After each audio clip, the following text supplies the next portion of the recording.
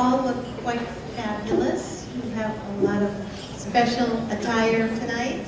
I see orange heels, I see fabulous ties. We're all here to have a good time. It's good to see you all.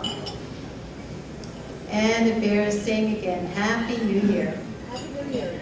Ladies and gentlemen, treasured chamber members, community members, leaders of the greater Keene community, and our business community, members of the Greater Keene Chamber Board of Directors, the Chamber Gala Committee, President, Keene State College President Jay Kahn, Mayor and Mrs. Lane, and other City of Keene officials out there, Senator Kelly.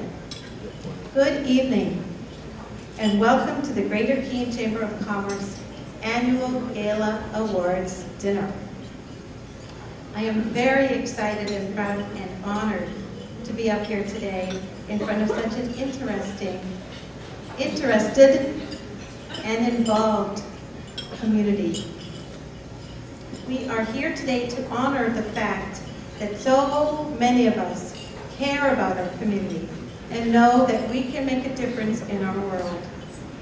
You've probably heard what Margaret Mead said, that you should never doubt that a small group of thoughtful, committed citizens can change the world. Indeed, it's the only thing that ever has. Tonight we are very privileged to have Jackie Eastwood as our speaker, who will tell us how she worked with others in just such a way and managed to make quite an impact.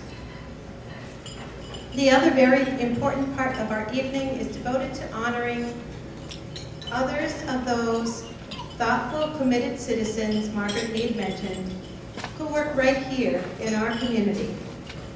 As you'll see by our program, those awards will be after dinner. At this time, we will have a brief word of welcome from Interim Keene State College President Jay Kahn.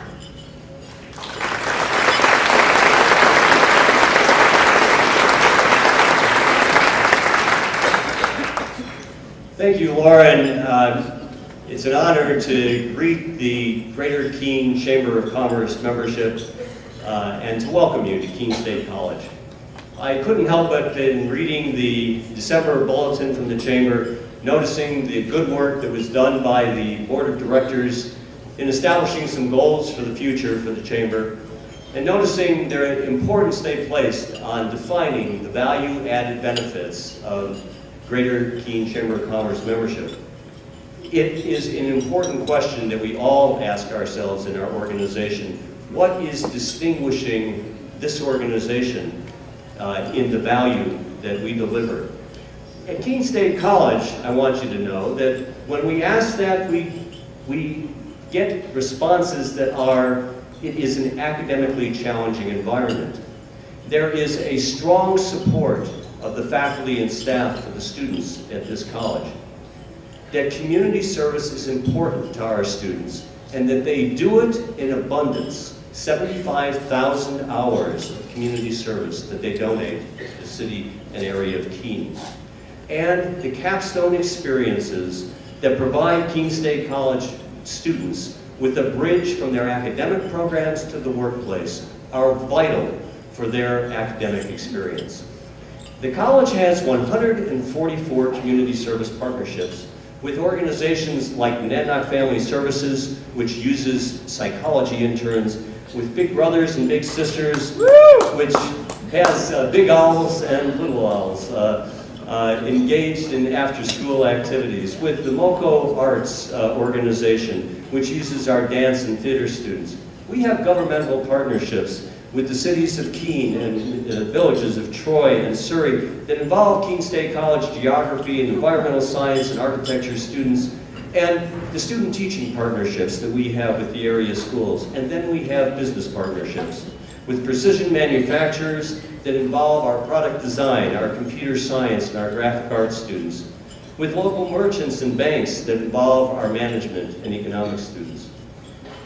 Keene State College and our students are successful because of our partnerships. throughout the greater Keene area. And on behalf of Keene State College, in addition to welcoming you tonight to this fine facility, to this great staff, Sodexo Food Services that's going to serve you, I want to invite you to seek more service, more outreach, more deeper partnerships with our campus. We're at table 22, stop by, let us know. That's the advertisement. But beyond that, I want to say thank you, because the role that you play is important in improving the educational quality and experience for Keene State College students. Thank you very much.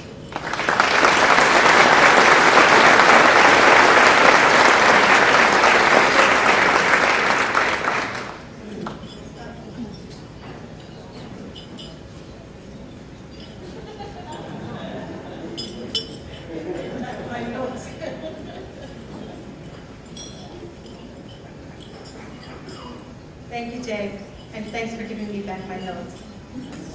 We'll just have a brief introduction, then you can enjoy the fabulous dinner prepared by the Keene State College Catering Department, otherwise known as Sodexo, led by the gracious and brilliant Food Services Director, Rick Kramer. He's back there. They're all back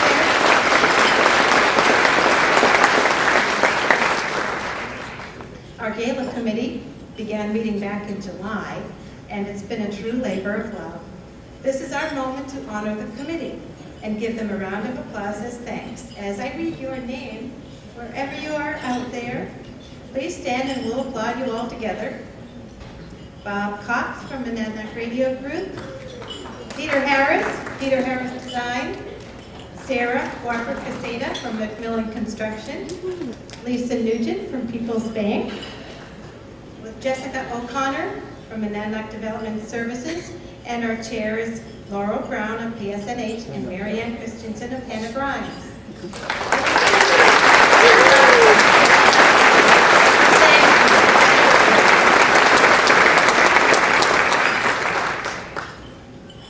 Each member of this committee played an important role in their own way, contributing important work toward making this evening happen.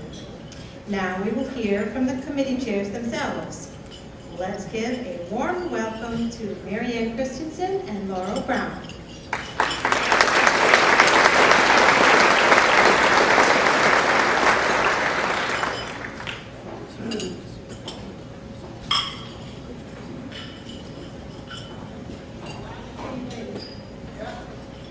See if you can hear me. First, I'd like to thank our restaurant sponsors who provided us with delicious delicious appetizers and hors d'oeuvres this evening. Luca's, the Olive Garden, Keene Country Club, and Crispin's Bistro and Bakery.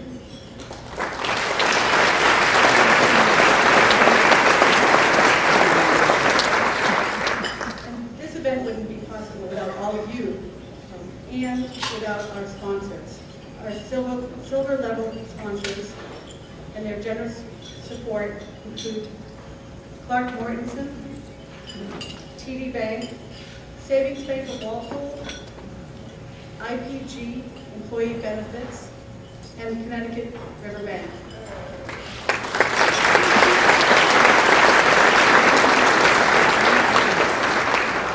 And I'd like to thank our gold sponsors for their generous support as well. Citizens Bank, People's United Bank, and Public Service of New Hampshire.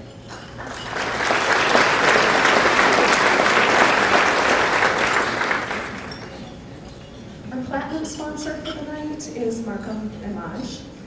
Markham Image is known to its customers as a worldwide leader with 3,000 employees, 300 engineers, 6 research centers, 30 subsidiaries, a leader in product identification and marking for the food service and beverage industry.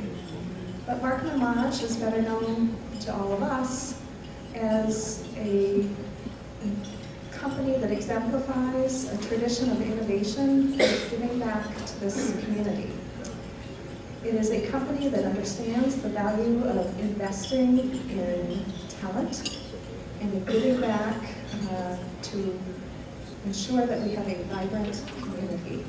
I want you to all join me in thanking Markham Homage and welcoming Rich Randall to accept the award.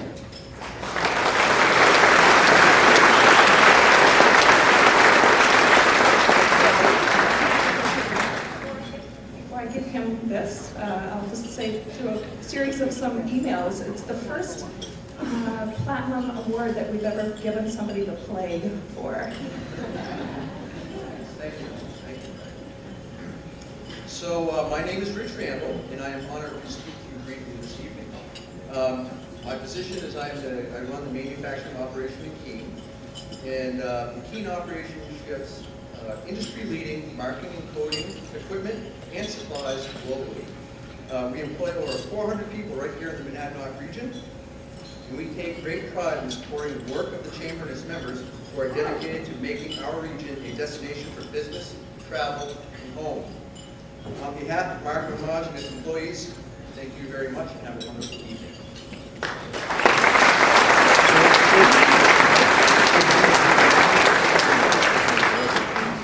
Thank you very much.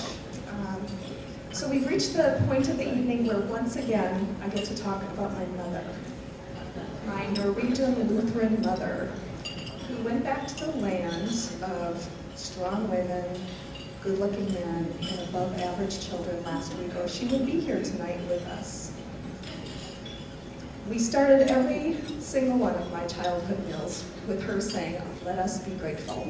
So I ask you to join me tonight in a moment of silence, where we are thankful for the good friends that are surrounding us, this amazing community that we get to live in, and the good food that we're about to eat.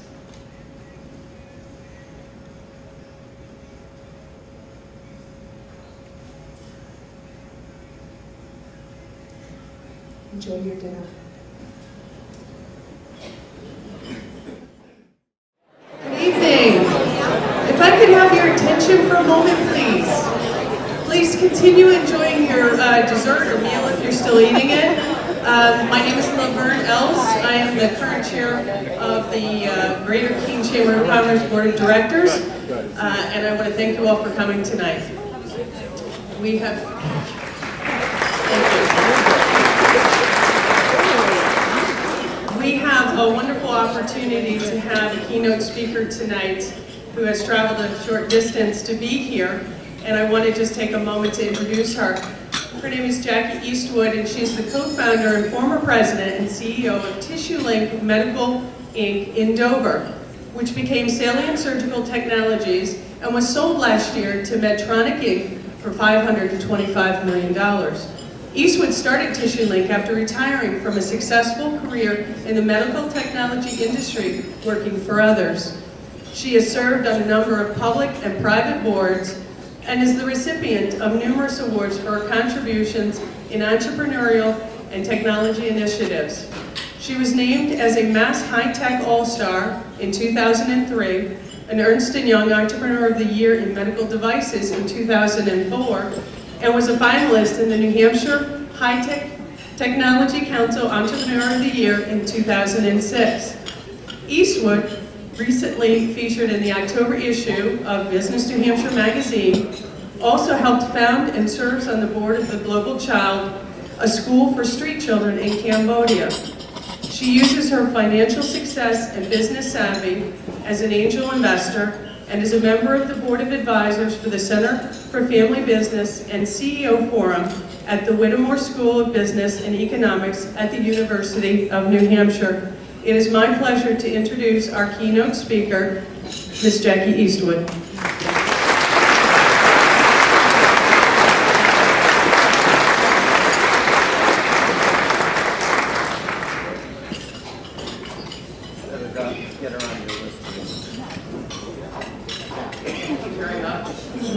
Thanks to Laura and the entire team that put this spectacular event together.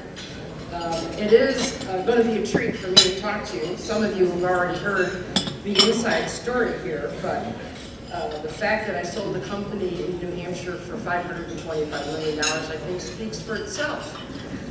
What you don't know is that I started the company in Dover in one of the mill buildings in 1999 with 5 employees. But that's not really where it started. In the late 1960s, I moved to Richmond, New Hampshire, with my then husband and my young daughter. And I can tell you at that time that it was a big treat for me to come to the city, which was Keene. And I used to shop in a store that is now the hotel that I'm staying in tonight.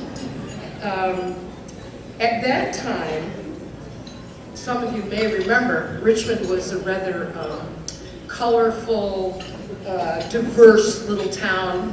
I think a lot of them were called hippies at the time, but there was a lot of talented people there. I remember in 1970, I was a census enumerator, and I've told this story all over the world, that there was a long form in 1970 where you had to ask the residents if they had running water.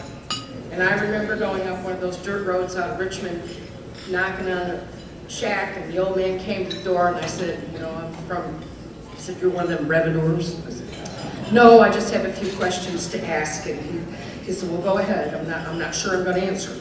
And I said, well, one of the questions is, do you have running water? He looked at me, he said, yep. I run right out to get it and run right back in with it. That was my life in Richmond. Unfortunately, things didn't work out with that marriage. Well, actually, he took off with a babysitter. That's another whole story. I can't even begin to tell you that. But I was very lucky that his family here in Keene took myself and my daughter in for a while and enabled me to get my footing. So I'm very happy to tell you that my very first job was a waitress at the Black Lantern. So how many people did I wait on? Okay, thank you for your tip. Pay the bills. Hector was a great guy to work for. Any of you folks knew him back then. And it really was a way for me to eventually get my own apartment down in Fitzwilliam and work as a waitress. I have great memories of that time. I have some not so good memories of that time. One of my not so good memories is Hector knew as a single parent I needed every tip I could get. So one night around that time frame, the entire Red Sox team was coming to Black Lantern for dinner, and he said, Jackie, I want you to take that table. You'll do good work and you'll get a nice tip. So I busted my tail. And there was Yastrzemski, and there was Rico, and there was Fisk, and all these people. So I killed myself. I gave this entire team the best service, and the fabulous roast beef, and the fritters, and all the rest of the crap that you got at Hector's, and they stiffed me. I can't tell you what that means, because that was the only table I had that night, and as a waitress, you lived on tips. I was absolutely, totally devastated, and I might add, was Hector. He gave me 20 bucks and said, you know, I'm sorry, you know, it wasn't his fault. So for a long time, I'm probably not the most loyal member of the Red Sox Nation. Well, I eventually remarried and moved out of the great Monadnock region all the way over to Hooksett, and at that point started selling business equipment. So how many people did I sell business equipment to? Thank you very much, appreciated your business. But that marriage didn't work out either. I wasn't very good at that side of the equation, but the job worked out really well, and I relocated to Connecticut. And then from Connecticut, I relocated to Arizona. At the time, by then, my daughter stayed here to go to high school in Concord, and then went on to college in Hanover.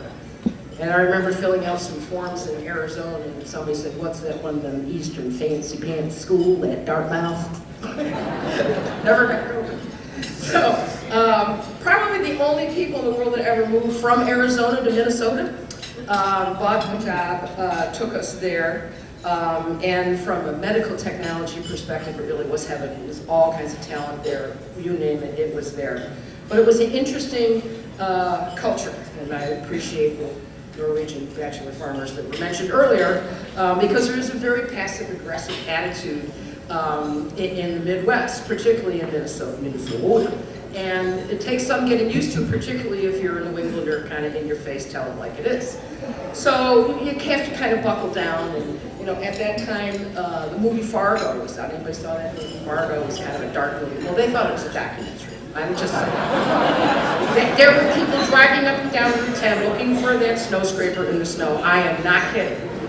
They had to put an ad in the paper and said, it's fiction. So, but there were some good things about Minnesota. We had a governor that wore a feather boa. Nice touch. We had the Timberwolves, at least we had basketball, a new team. And right after we moved there, around the '98 election, there was an article that said Larry Bird, Kevin McHale, and Michael Dukakis were going to be at the Ukrainian Hall in Northeast Minneapolis. So I said, Mike, come on, we get to see Bird. Now we're Republicans, we didn't tell anybody, but we're going to see Dukakis. So we go to the Ukrainian Hall, and there's Kevin McHale, who's like a sacred cow in Minnesota because he went to the U. It's another funny thing. The U, like there's only one. I mean, if you go to school in New England, like there's U's everywhere, but in Minnesota, there's the U. So we go into the Ukrainian Hall, and there's some guy sitting at the bar, and he's had a few too many, and he goes, what are you doing here? We're going to see Larry Bird. He goes, Harry Bird? Who's Harry Bird? We're going, oh God, where are we? What have we done moving to Minnesota? So we go in, Bird missed the plane. So we get stuck listening to McHale, and Dukakis was, you couldn't see him, he was too short. So I go to work the next day, and I'm working for a Fortune 500 company, and people are worried. People move to Minnesota, they don't stay. For obvious reasons, it's too cold. Simply too cold. So I said, well, yeah, we're settling in.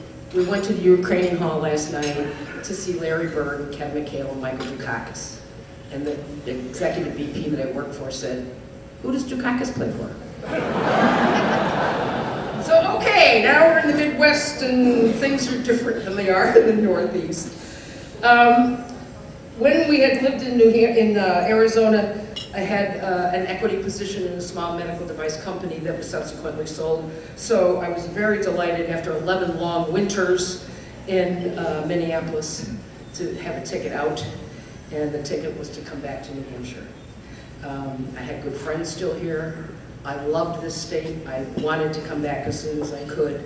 It's a great lifestyle. It's a great tax place if you're fortunate enough to make some money. As I mentioned, my daughter stayed here, and she and her husband ended up settling in Northampton over by the toll booth. And his parents lived right next door. So I had the dilemma of the other grandmother imprinting herself on my grandchildren. So I had to get back here as soon as we possibly could to put an end to that. We did like coming back here for all the reasons I just mentioned, very talented people. But I will be honest, we came back to take some time off. One ship had just come in, and we said, okay, let's kick back and figure out what it is we want to do. I had a phone call from my old secretary at the company in Minnesota, and she said, well, one of the doctors you worked with, one of the surgeons, is looking for you. I called him and I said, what's up? And he said, well, you remember that device you showed me in the lab several years ago that controls bleeding during surgery? And I said, yeah. He said, well, whatever happened to that? And I said, well, the company that I work for just put it on the shelf. They, didn't meet their market needs at the time, so it never got developed. And he said, let me tell you a story. He said, I was covering the ER this weekend, and a 32-year-old young mother of 2 children was in an automobile accident. And sometimes in blunt force trauma, your liver can crack, kind of like a hard-boiled egg. It's that consistency, and it just bleeds. It's like a bag of blood. And he said the woman had a fractured liver, and she bled out, and I lost her on the table. And he said, all I could think of was that device you showed me, and if I had had it in my hand, she would be alive. Now I have to tell you, this is after many, many years in the medical device business.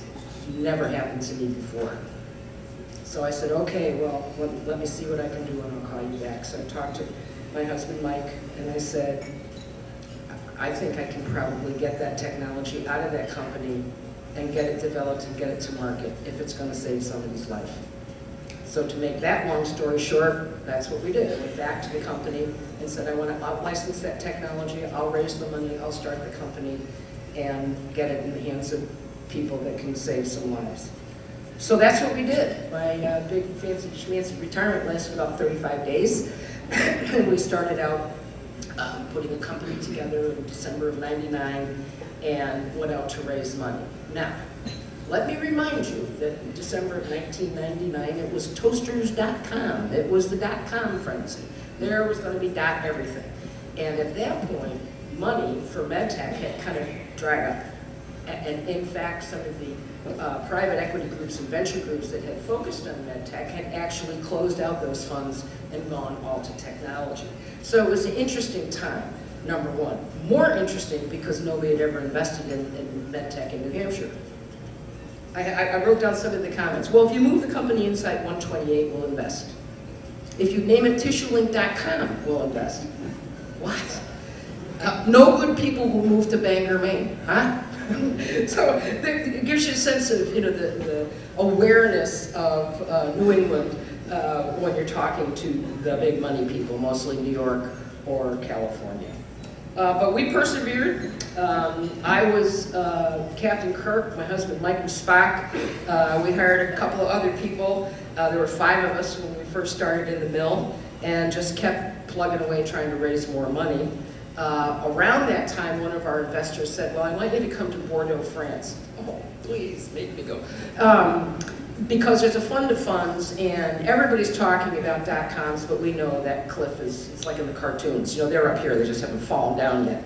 I said, well, we're MedTech, we have nothing to do with .com. He says, I know, that's why I want you to go there. So we went, and at that meeting, there were 33 companies that presented in the year 2000. By the year 2002, they were all out of business, completely, except us. And we just kept raising money, so it worked out pretty good for us. Learned some lessons from that it takes a lot longer than you think to raise the money that you need. It's always going to take a lot more money than you think. But you have to build your team. You have to always be honest and ethical. It's another reason why I love New Hampshire. You can look people in the eye, and maybe there's a few skeevies around, but most of the time you can find really talented, good people. We moved a lot of people here from all over the country without a hitch. They loved it when they got here. Most of them are still here. I did establish a no bozo policy. Anybody here from New York? It's a no asshole policy. I tell people that are starting companies, you got to be really careful. You may have to fire your brother-in-law, even though he's the best person in the world, or your college roommate. They may not be the right people to help you build your business. So you really have to look for talent. And then you have to just keep raising more and more money. We did ultimately raise over $100 million to build our company. It's a lot. But it takes a lot when you're building a global business with a new technology. Yes, it controlled bleeding during surgery, but we had to train the surgeons how to use it. So it's a very slow training process until the technology gets developed. I did have a reputation in the industry, so it was not unusual for A-level, big-time investors to contact us. And one guy did and said, I'd like to take a look at this round that you're raising. It looks like you've done pretty well so far. He said, I'll fly into Logan, I'll get a meeting room. Why don't you guys drive down to meet me? So I get in the car with my CFO, and we head toward Logan for the appointed time for the meeting, which was, I think, 2 o'clock. And it was like 1:30, and the cell phone rings, and it's the guy. He goes, well, I'm here, my flight was early. I said, great, we're on our way. We're about a half hour out. Have a cup of coffee, we'll be there shortly. So we get there, we go into the meeting room, and he's on the cell phone. Yak, yak, yak. I wave at him because I've met him before, and we sit down, open up the laptop, get ready to do the little dog and pony show, and the guy hangs up the phone. He goes, oh, I'm really sorry. It was a very important call I had to take, and I'm really interested to see what you have. Ring, phone rings again. And he turns around, takes the phone call, starts talking. I'm looking at my CFO going, this is interesting. This happens 4 times. And the 4th time, I closed the laptop. And of course, the CFO was about to shit his pants at that point, because he says, we need the money, what the hell are you doing, kicking me under the table? And I said, hey, I don't care if it's the last dime on earth. The man can't take time to even listen to what we have to say. Oh, he turns around, oh, I'm really sorry, okay. Do you have any intellectual property? Like right out of the blue, yes, of course. Would you like to talk about the IP, or would you like to understand what the business is? And he went back to the phone again. So that was it, I was done. Pack it up, put it in the bag. Now he turns around and sees that we're packing it up. And he now he goes, holy crap, nobody's ever done that to him. He's like Mr. God, Mr. Master of the universe. And I just said, well, it seems you're really too busy. We really like investors that can help us, that understand our business and can contribute to, helping us be successful. And obviously this just doesn't work. Well, he got right, folded up all his stuff, shoved his bag, turned around, walked over, went out the door and slammed the door. And it was the closet. Life is good. We just stood right there and watched him, and he had to come out.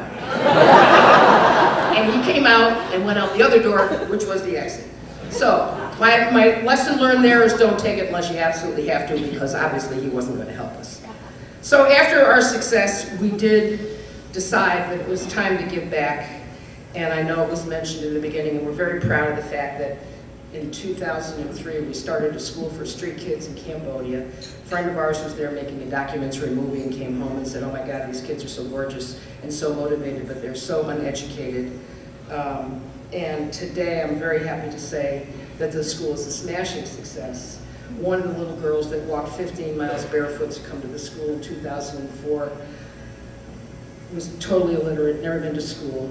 In October, she is going to graduate in the top 1% of the university.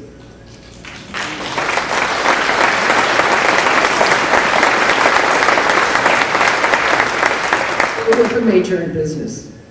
Now, how can you stand that? And then, of course, you have to look back at our own children here in this country, and I will just end very quickly by giving you the punchline, and that is my grandson Jack said, gee, Grandma Jackie, when your company sells, you're going to take me to the Green Monster? And yes, I did. So last fall, I went to see the Red Sox, and we sat in the Green Monster seats, and it was fabulous. So I thank you very much for your attention. I hope you enjoyed a story of a success in New Hampshire, and I wish you all the best.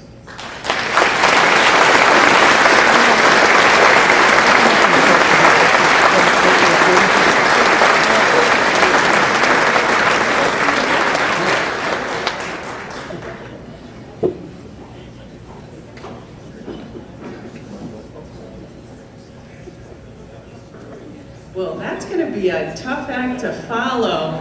One more round of applause. Thank you, Jackie. It was a very nice story. I love to hear the inspirational stories.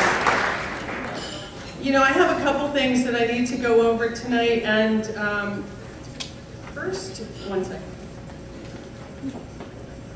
Be careful, anybody that comes up here. First of all, at your tables, you will see a save the date. Our Greater Keene Chamber of Commerce raffle is coming. Please save the date. Keep it in mind. Please take this with you. I'm not quite sure when tickets are actually going on sale, but we can reserve them. So there's the little plug. You're welcome, Lynn. So the first thing I want to do is just say how proud I am to be a part of the Chamber and to be the chair of the board this year. I've seen us grow to a solid 26-member board and active at that, with most members serving on multiple committees. As a part of that, I'd like to welcome the following new board members this year to our team.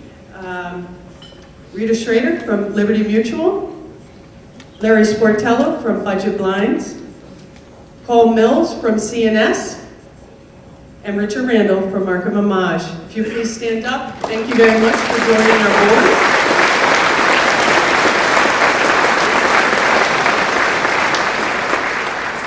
Our membership has grown steadily to 500, and to be honest with you, over the last year and a half that Laura has been with us, we were much lower than that. So I have to say many thanks to the group, Christine Hadlow and the Membership and Marketing Committee, because they've done a fine job.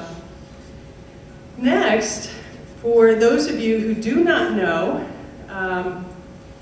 this part, our very own Susan Newcomer has decided to retire. While I'm elated for her, it saddens me, and I will miss her dearly. Susan, will you please stand? Susan, I want to thank you very much for your over 13 years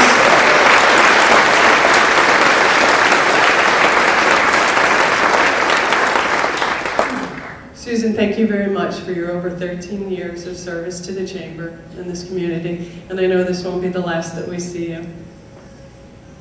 Next, I'd like to take a brief moment, and it has to be brief or I will surely pay tomorrow, to thank our former chair, Mr. Lynn Russ, for his years of service on the board. Lynn, could you please come up?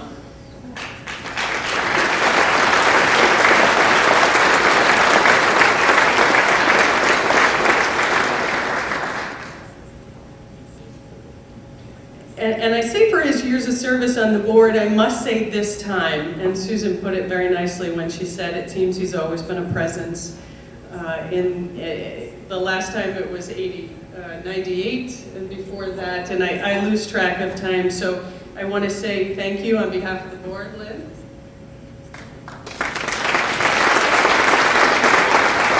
I am chairing the raffle, and we do need each and every one of you and all your friends to buy tickets, and we're going to be hounding you. The office is going to be hounding you. It's a great event, great chance to make some serious money, and great networking event. So it's April 8th, I think. So take this home and get ready. Call the office. Prepare yourself for the request that will come to you from one of the team members selling the tickets. Thank you.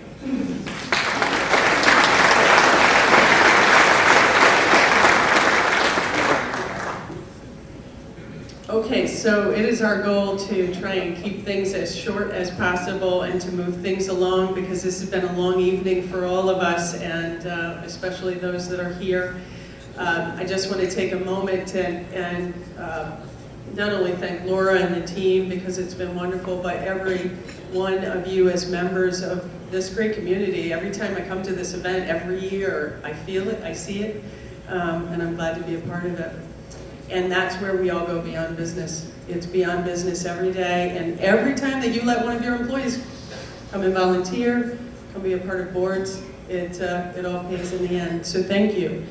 It's now my final pleasure to introduce Mr. David Caruso of Antioch University, New England, the 2011 winner of the Windsor Brooks Business of the Year Award. David?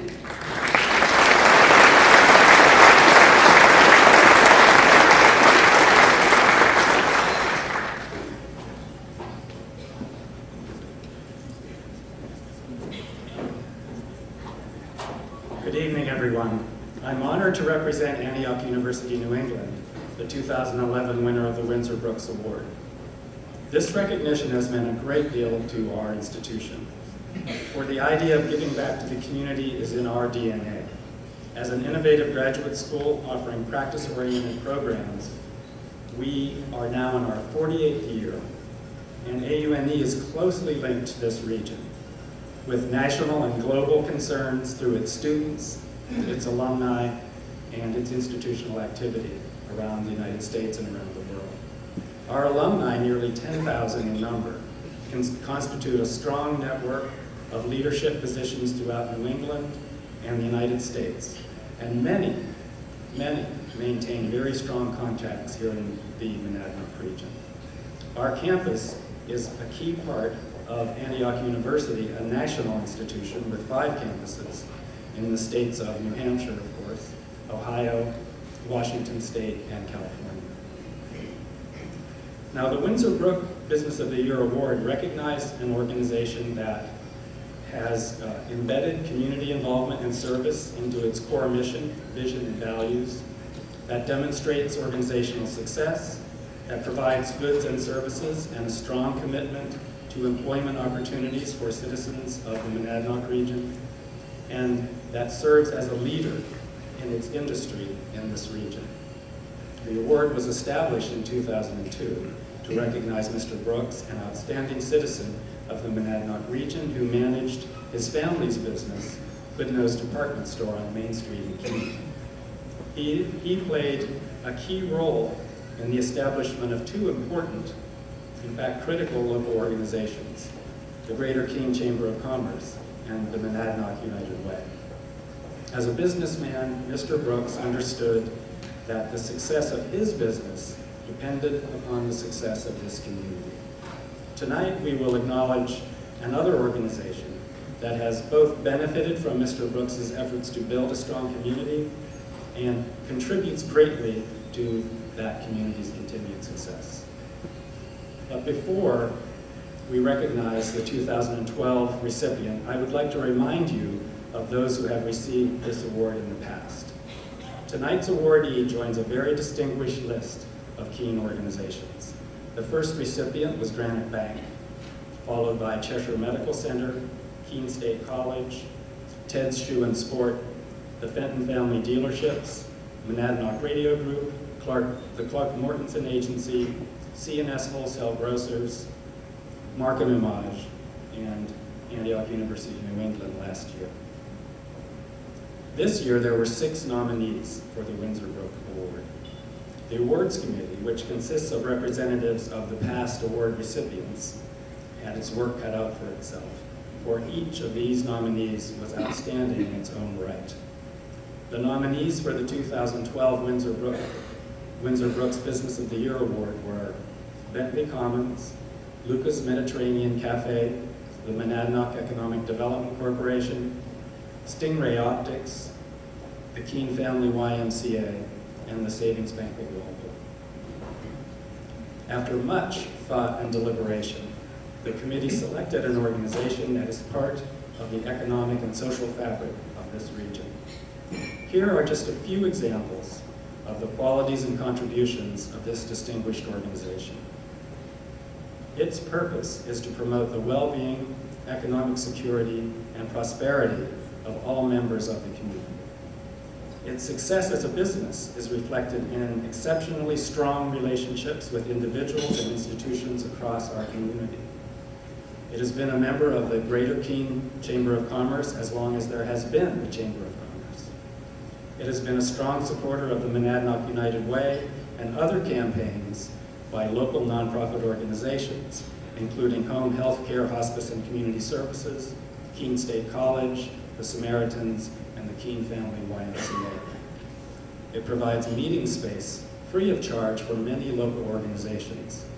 It is an active supporter of Vision 2020, a community-wide health initiative designed to actively engage the citizens of Cheshire County in becoming the nation's healthiest community. Its staff was recognized as the friendliest in the region by the Monadnock Shocker News Best in Monadnock Award. And its employees volunteer approximately 120 hours per month during working hours and countless hours of their own time to more than 24 organizations. Clearly, this organization exceeds the criteria for the Windsor Brooks Business of the Year Award by far. Please join me in acknowledging the Savings Bank of Walpole.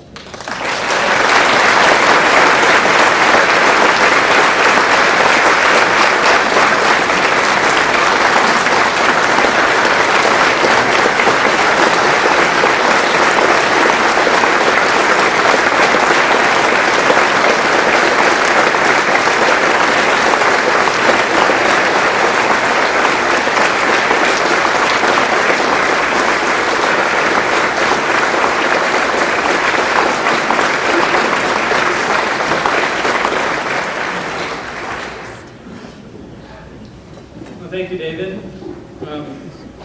Just to have the bank's name listed and spoken alongside the other nominees is flattering in and of itself, and quite an honor. I'm a little taken back for words at this point, which is my staff would say would be highly unusual. But on behalf of the 90 employees of the bank who are just tremendously talented and go above and beyond and take care of our customers, I accept this award and I want to thank our Board of Trustees. It's really their steadfast leadership. It has been this way for 137 years, making sure that the mission of the banks is near and dear to our heart, and we go to work every day to make sure we're carrying that out, and that is to promote the economic well-being of the community. I think it's what we all do here today. We are here to make the Monadnock region a better place, and I thank you for supporting the bank and doing everything that you do. Thank you.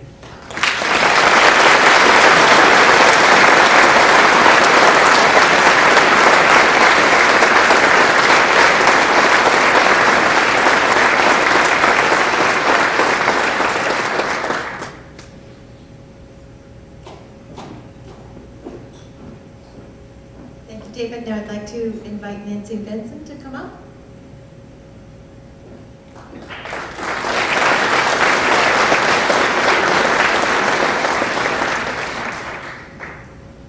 Good evening. I have the distinct pleasure of presenting this year's Citizen of the Year Award, and will first take a moment to express my appreciation of receiving this special recognition last year. It is truly an honor to be singled out when we all know there are so many in this community who selfishly give of their time and energy and expertise every day, and in so many different ways. Some serve on governing boards, whether for the state, for the county, for the city, colleges, schools, nonprofit agencies and organizations, and libraries. Some help with projects on a daily basis, such as staffing service desks at hospitals, providing rides, and some do their part just by maybe stopping to pick up litter on the street on their way to work. We all understand that we live together in this welcoming community, and that together we continue to make it better and better, an outlook that empowers us as individuals and as community members. While reviewing past recipients in order to prepare for this talk, it's clear that they're not only people who grew up in this community, but they're people like myself who came from somewhere else and found a home here. We have a community that not only provides everyone with opportunities to participate to the degree they can, but also relies on it. It is this environment of helping and caring that defines our community and explains why it's such a privilege to be here. The existence of the Citizens of the Year Award, called CODY, established in 1960, attests to these values. The award is to recognize an individual for outstanding and unselfish giving of his or her time and talent to produce a lasting benefit to the community. And the recipient is selected by the 5 previous recipients, who this year, Jean and John Hoffman, Cameron Teese, Mary Delisle, and Thayer Kingsbury. As you all know, we lost a true community treasure when Thayer passed away recently, and I have no doubt that he'll be remembered for years to come for selfless caring and ultimate spirit of volunteerism. Speaking for the previous CODY recipients who served with Thayer on this selection committee, it was an honor that we'll always remember and cherish. So let's begin. As is our tradition, the name has been a closely held secret, aimed at keeping all of you and the recipient themselves guessing as long as possible. I will tell you, last year, there was one clear moment when I knew, who else could it be? It wasn't that there was any particular accomplishment or any particular project. It was when either John or Jean alluded to the recipient's fondness for brandy and schnapps. I feel compelled to make this clarification this year. Brandy and schnapps are my cats. This year's recipient is a community leader and a volunteer for many years, using organizational skills and people skills to support several local nonprofits ranging from human services to healthcare to educational institutions, involved today as much as ever. Family and colleagues have characterized our recipient as quiet, compassionate listener, always appreciative of the time and efforts of others, an unassuming person who takes commitment seriously, always willing to put in the hard work needed to accomplish whatever goal or task at hand. In difficult times, this person never steps away from a problem, but rather steps forward. Specific notable volunteer activities include the boards of the Cheshire Medical Center, the Cheshire Health Alliance, Home Health Care and Hospice Community Services, Rise for Baby and Children, for baby and families, Monadnock Family Services, Monadnock United Way, and now as this kind of gets more specific, the person may recognize themselves, the Vice Chair of a committee that raised more than $4 million for Keene State College Science Center, a member of the Keene State College President's Cabinet, and winner of the Granite State Award. On a personal note,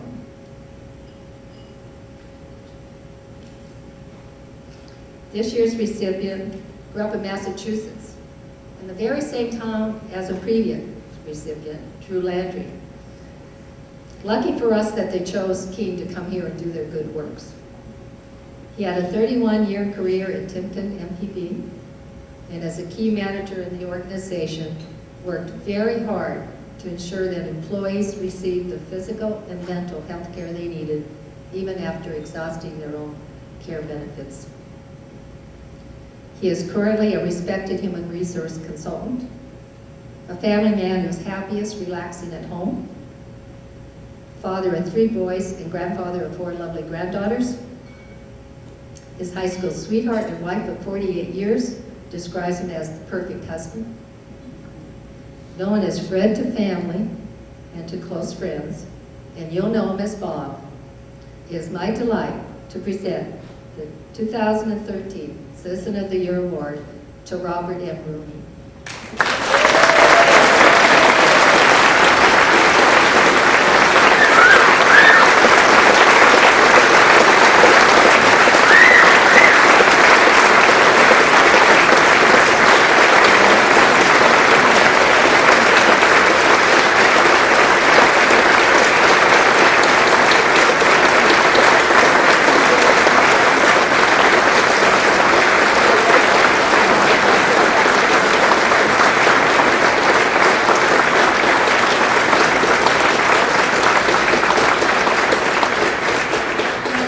I know some of Bob's family is here today, and if they'd like to join him on the stage,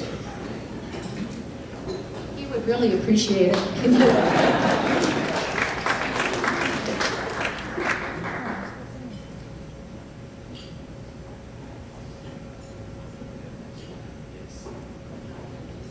Yes. Wow. What do you say at a time like this? First, my family, my lovely wife, Mary, that Nancy spoke about, and I could not have done what I tried to do without her. Next to her is Sarah, one of my granddaughters, and Julie, who is engaged to our son Steve behind me, and our son Bob Jr. I'm senior, he's junior, and his lovely wife Cheryl. I got to get even with you for this. Dear, what to say? Thank you, thank you, thank you. Humbled and honored for this award. I know so many of the previous recipients, and I have always admired them so much. And to be included in that group is touching. When you catch somebody like this, you almost give them a heart attack. So I know at this point of the night you don't want a speech anyway. So I guess the messages that come to mind are thank you again to the committee, to the chamber for bestowing this recognition on me. As I look around the room and as I visited with folks ahead of time, there are many, many of you out here that deserve this award up here. So I guess that's what makes our community so good. So I really feel it's been a privilege to have the opportunity to work with nonprofits and to live in this community. Excuse me for just a minute there. When we moved to Keene 40 years ago, Mary and I with our 3 sons, we really didn't know what was in store, and it's just been a perfect place to live and to work and to bring up a family and to try to give back. So it's been my privilege to be associated with so many of you. To the extent that my recent involvement in the last couple of years at Monadnock Family Services has had anything to do with this, I have to say that the management team at Monadnock Family Services and the staff are the people that deserve the recognition. That agency, as many of you know, has been through challenging times, and without the caliber of the management team and the staff, they wouldn't be there. And I'm so proud of them, and I'm again, it's been a privilege to be associated with Monadnock Family Services. So I guess back to my wife Mary. Thank you, Money. Without Mary's support, I certainly couldn't have done anything that I tried to do in my own small way. As Nancy said, I'm a quiet person, kind of at a loss for words. I just appreciate it so much. I hope that the feeling comes through, you know, how important it is. So thank you very much. And I really